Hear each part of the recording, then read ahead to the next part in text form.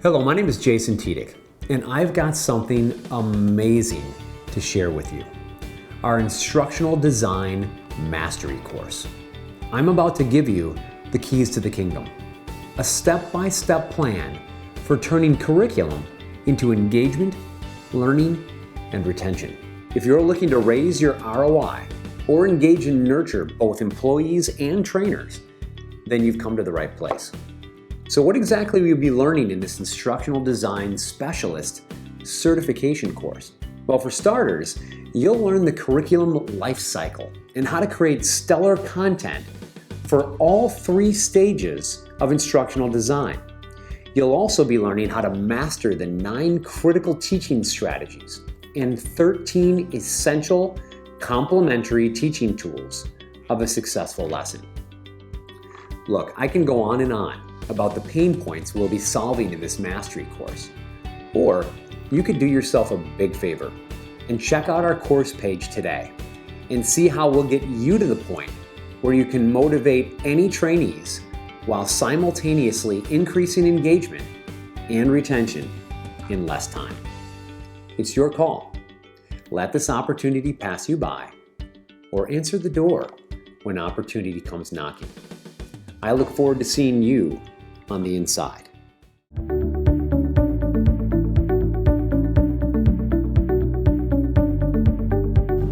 So here's the deal. You never want to create your workbooks. You can write this on the top of page 268. Never create your workbooks until the facilitator's guide, you're positive, is finished. Now I'm going to change some of your paradigms in this chapter. Some of you have lesson plans already. And you're going to look at this chapter and you're going to go, well, Jason, this isn't what my lesson plans look like. I don't know if I want to do this. It's going to take work to change everything over to this. Well, then you don't have to do it. But I do want you to do one thing for me right now. I want you to keep an open mind that this could potentially be a possibility for you. Might be something like this. What makes an effective medication administration record? The MAR. Doesn't that sound like the circle of what? It's like the circle of knowledge for an activity. Write that down in the margin. A great focus question is like the circle of knowledge for an activity. It's like a circle of activity knowledge. That's what it is. And when you do this, you get buy-in. Number 2, you tell a story. But number 4 is the big kahuna. Because Britt said it. She nailed it right on the head. She said, Jason, I got ED physicians, and I can tell you right now, they're not going to work with a partner. I can tell you, Britt, that if you stick me in front of those physicians and you tell me I got to do a partner exercise, I can get them to salivate for it. How am I going to do it? 5 ways. Top of page 287, I'm going to give you 5 ways, even for ED docs, to get them to do partner work or individual work. This is all I'm going to do. One quick little thing on page 287, number 1, and I say, if you do this activity with a partner, it will save you 15 minutes a day over the next 3 months. Do you think any of them would go, I'm not doing that? Or would they salivate for it? If it were true, would they do it? There it is.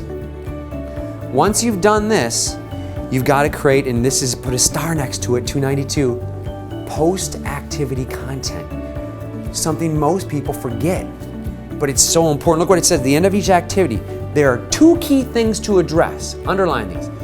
Put number 1 next to the first one. Managing trainees who finish early. And number 2, assessing whether they got it. Most instructional designers don't do these very well.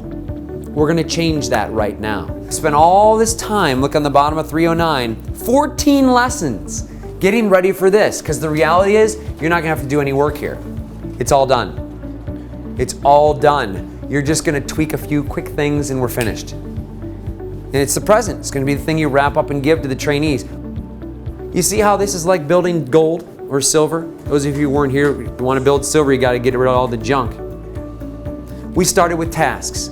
We went to subtasks. We went to objectives. We went to stories. We went to teaching strategies. We went to teaching tools. We created the activities. We created the your turns. Now we take those your from the activities. Now we take those your turns and we pare them down even further.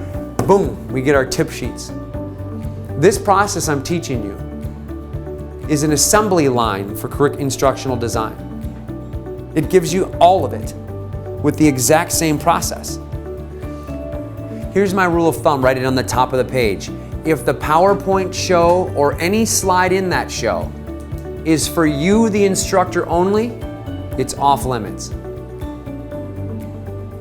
All of your slides must be for the audience first. But first, let me just say this. If you have a 3-day class, because I know you just brought this up, I'd recommend always, always, always giving your evaluations halfway through the 3rd day, when they're still fired up a little bit. I recommend right before lunch. You might say, well, then they wouldn't be able to say anything about the content on the last half day if I do this. Yeah, I'm willing to go there if I can get a really good evaluation that they really sincerely think about the first 2.5 days. Now, you have to decide if you're willing to go there, but I've found that works best. Right before they go to lunch, they fill out the evaluations. That's just a suggestion. Another option, by the way, is instead of waiting until 5 o'clock on the last day, do it around 2:30. And I think it's so interesting. So many instructional designers they'll get all this stuff done, they'll spend all this work, and then no one comes to their class. And they can't figure out why. And marketing is not the same as content writing. I'm actually suggesting to you that this just Scribe alone is gonna boost your scores by a full point out of 6. If you do this for all your curriculum, you'll go up from an average of 4.2 to 5.2. This is what I'm telling you is gonna happen if you do all this stuff.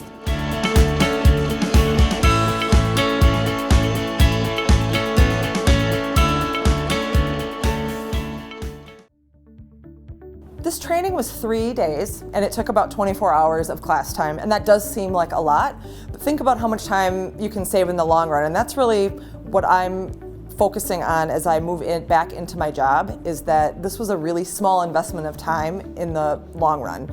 And it's a really energetic class. We were able to interact with each other a lot, and I think even watching the video, you'll be allowed, especially if you're working with a group of people, to stop at certain points, to discuss curriculum that's relevant to you, and to come up with some tangible tools right on the spot, and Jason will be able to facilitate that.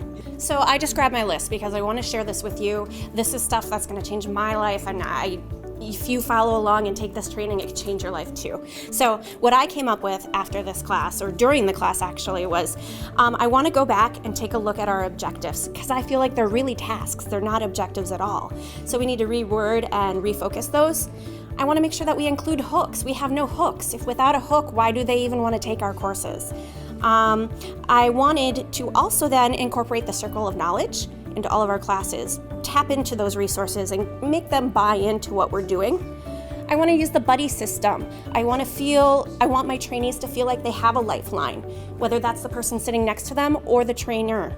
First of all, I have a lot more preparation to do, but in the long term, that preparation is going to save me rewrite after rewrite after rewrite, and hopefully for the trainer who replaces me, will save them rewrite after rewrite after rewrite.